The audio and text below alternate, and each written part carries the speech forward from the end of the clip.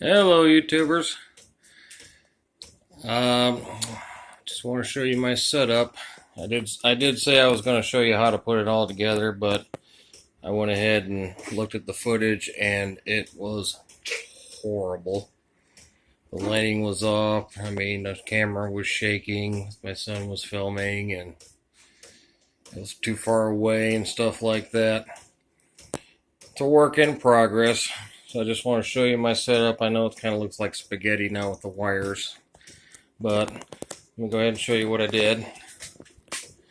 Right here I just got some 2x4s that have been cut in half, ripped right down the middle.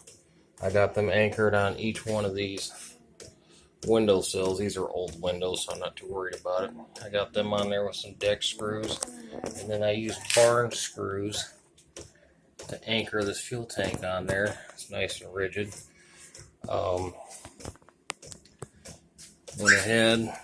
One of the things that they didn't do, they kind of shorted me on hose clamps, but these are friction fit, so they're sticking in there really nice. I don't see them coming out anytime soon. So I'm going from the fuel tank at the bottom. I'd actually drill a hole and put this petcock in. I might show the footage on that. I don't know. Excuse my puppies. They're kind of playing and fighting at the same time. Goes to this fuel filter, and I kind of like this fuel filter because you can actually unscrew that and clean the filter out and then reuse that. That's a pretty neat little design. I'm taking that up to the fuel pump. Fuel pump is at about maybe a 45-degree angle. I didn't get a protractor out and check it, but it's working pretty good. Yes, I have an old license plate. I used to haul piggyback trucks, and these were the license plates my company had me use. They gave new ones out every year, so these aren't any good anymore. So this thing gets pretty hot, so I had to have something metal for it to go through, and I found this, so I just recycled it. So you got the exhaust and the intake going outside. I got the fuel line zip tied to an intake so it doesn't touch the exhaust because it gets really hot. And it goes up to the heater.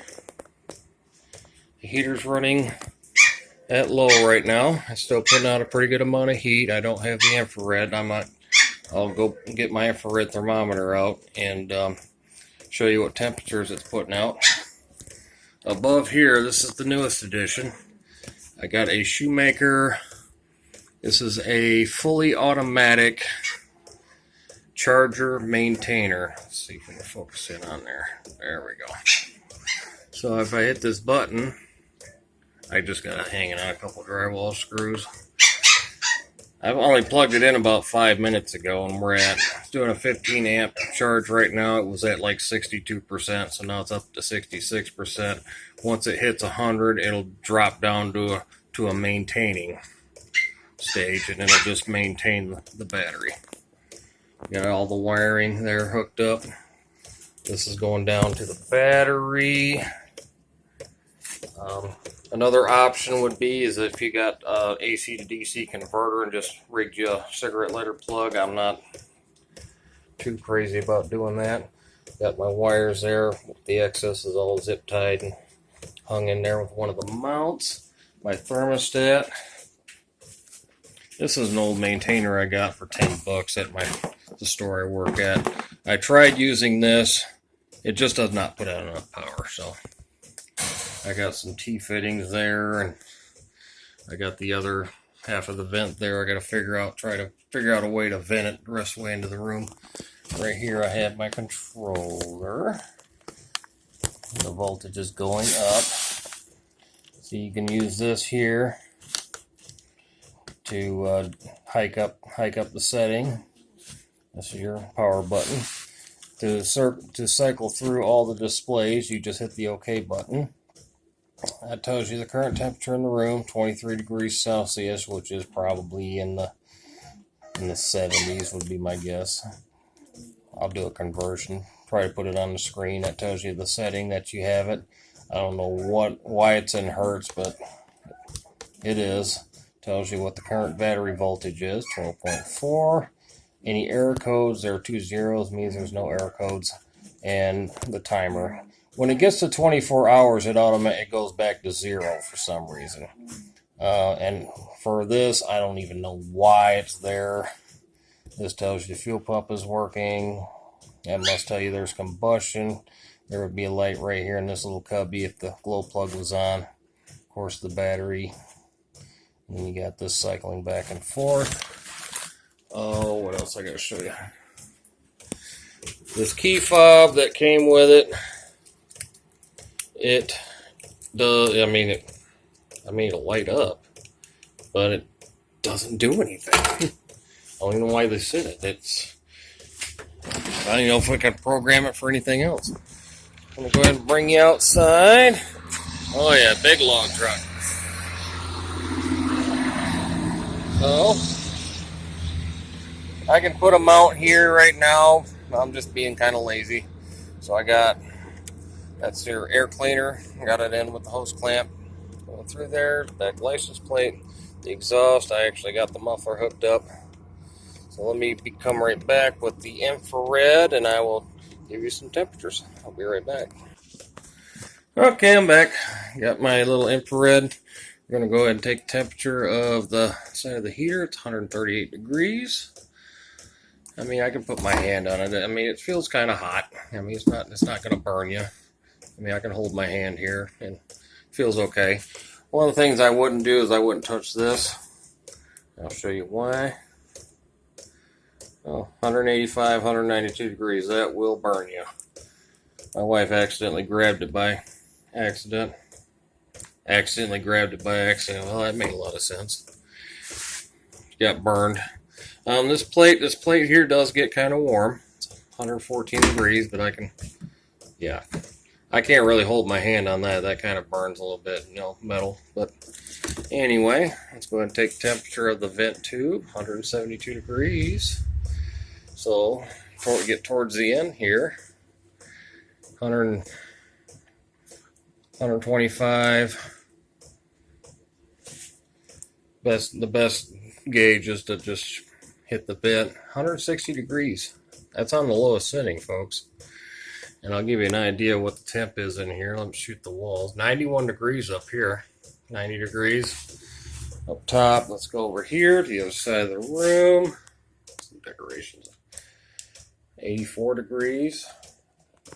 Try to get the light out. It's blinding you. 78 degrees. Here's my little puppers. I got the heat lamp on too, so 94 degrees down there. Trying to attack my thermometer. 81 degrees, so it's not too bad. Let's go outside and take some temperatures out there.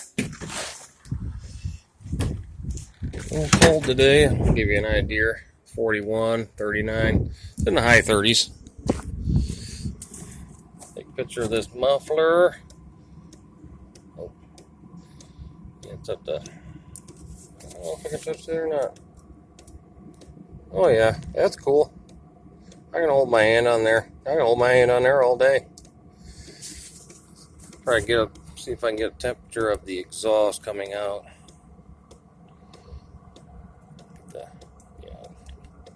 There we go, 124. I take a picture of it and take the temperature here. 80 degrees, 81, 87, 107. Alright, I'm doing this for y'all. Yeah, that's kind of hot. If I held my hand on there, it would burn me, but I didn't hold my hand on there very long. So there it is. The directions from the manual there are no real directions. I actually had to look at a picture when I hooked this fuel pump up.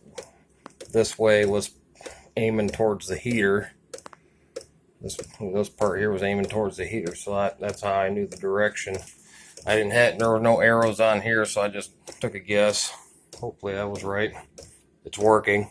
So I had this tank full about a day ago. I think about 24 hours ago it was at the full mark. So we're about 3/4 of a tank, so I'll probably get 3-4 days on this at the low setting. It's not too bad, and this heater will definitely heat a whole lot better than an electric heater ever would. Tomorrow's going to be the real test, because it's supposed to be in the low 20s, I think, for a high. So we're going to see how well this thing keeps it warm in here. So if you have any questions, feel free to drop me a comment. Rate, subscribe. I do thank you for thank those for watching, for the good comments, the encouraging ones, and have a good day.